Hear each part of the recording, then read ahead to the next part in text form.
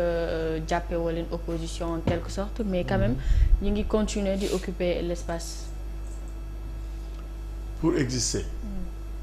loolu rek moo leen dese. xam nga politique dafa am ñetti phase dafa am phase de décomposition moom ak ñoom ñii nga tudd yëpp ci phase boobu la ñu toll.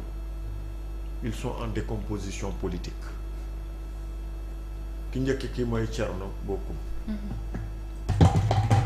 dafa nàmp feralaguñu ko mu génn dem ci Idrissa Seck la nekkoon. bootu woon fa am fa ay ndombal tànk.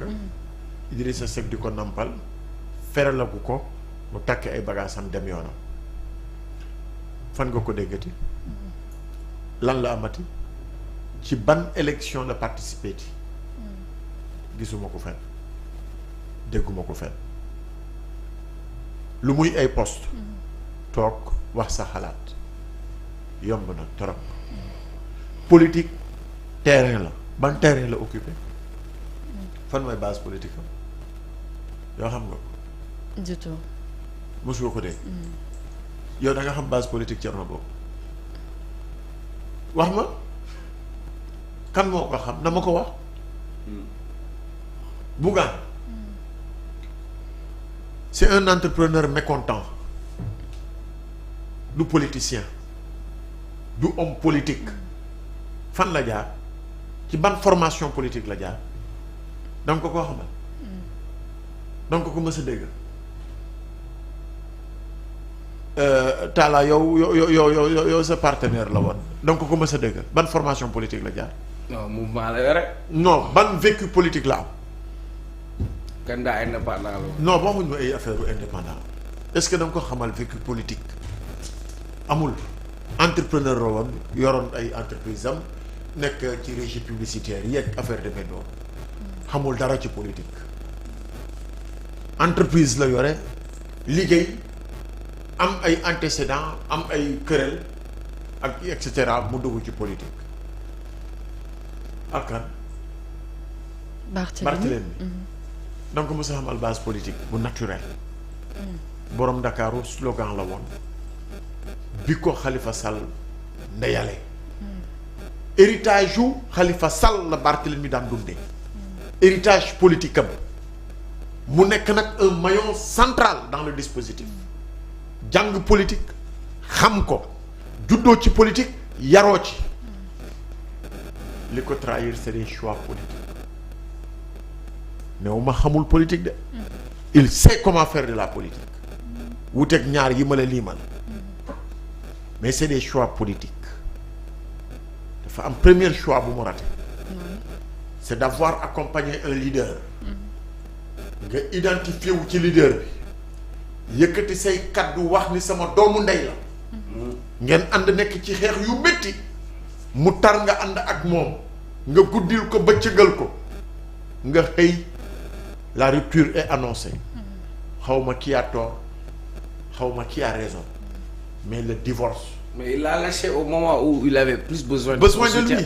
parce que Abbas moi quand je dis que toi t'es mon doomu ndey le jour où je vais trouver ñu tër la bëgg laa rendi man ma jël sa place. très bien donc divorce boobu tirew ko vers le sommet dafa tirer Barth vers le bas xoolal Barthélémy Sonko dafa sacrifier boppam ñëw soutenir tous les grands candidats yoo xamante ni dañu nekkoon en ballottage au niveau du processus électoral jëm ci élection locales yi moom il a bénéficié du soutien de Sonko mu am image bu ma gis les deux ci bureau Barthélémy Diaz une très belle image qui prouvait la fraternité et la complicité entre les deux hommes mieux ma déglu Barthélémy ci wàllu boppam mu ni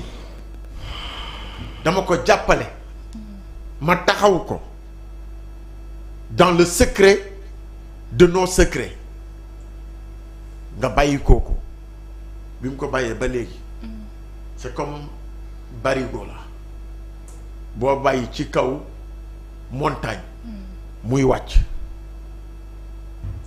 dina bëri bruit de te bu eggee suuf yëgalaat ko day daldi metti te looloo ko dal pertul mairie Dakar oui pertul accompagnement wam ak Khalifa Sall pertul appartenance am socialiste léegi yow de parti politique en mouvement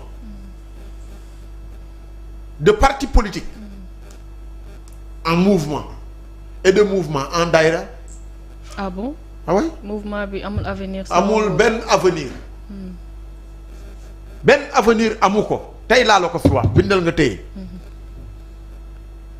amul avenir ni de près ni de loin nañu bàyyi di fooye xelu nit ñi ci moom laa koy déggee ma wax ko na bàyyi di fooye xelu nit ñi.